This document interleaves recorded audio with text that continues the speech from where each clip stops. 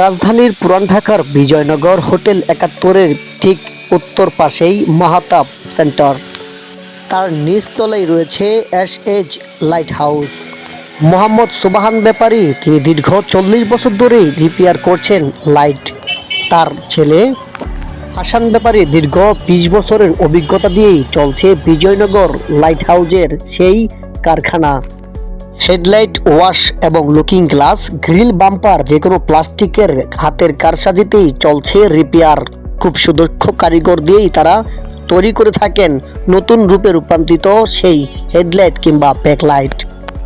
সুবহান ব্যাপারীর ছেলে হাসান ব্যাপারী তার বাবার হাত থেকেই শিখেছেন এই লাইট রিপেয়ারিং কিংবা যে কোনো গাড়ির বাম্পার রিপেয়ার।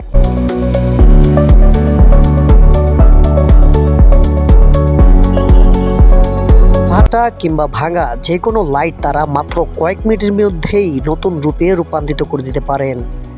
আসসালামু আলাইকুম। এই কাজ আমার বাবা করতেছে ৪০ বছর যাবত, আমি করতেছি প্রায় ১৮-২০ বছর যাবত। আমি ছোটবেলা থেকে 6 যখন পড়ি তখন থেকে আর কি এই কাজে আমি নিয়োজিত আছি।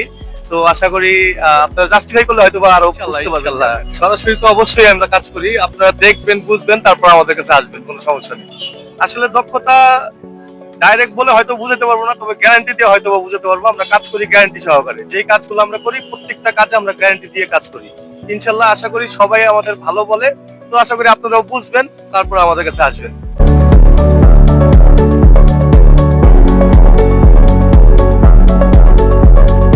হাসান ব্যাপারীর বাবা সুবহান ব্যাপারী তিনি একজন ধোলাইখালের সুদক্ষ কারিগর ছিলেন। সেখান থেকেই আজ তিনি বিজয়নগর মাহতাব সেন্টারের নিচেই দোকানের প্রতিষ্ঠাতা দিয়েছেন তার ছেলে হাসান ব্যাপারীকে।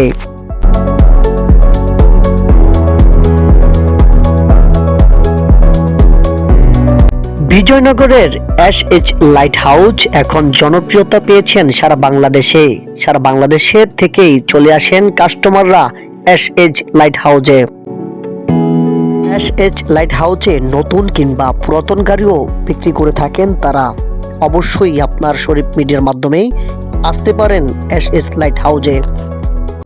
কাস্টমার সবাই রেটিং দিছে খুব ভালো, তো আশা করি এর জন্য আর কি ভিডিও করা।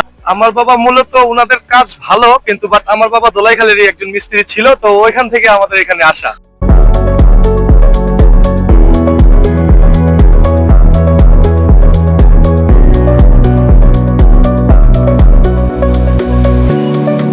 মাহতাব সেন্টার ১৭৭ শহীদ সৈয়দ নজরুল ইসলাম সরণি, বিজয়নগর, ঢাকা ১০০০।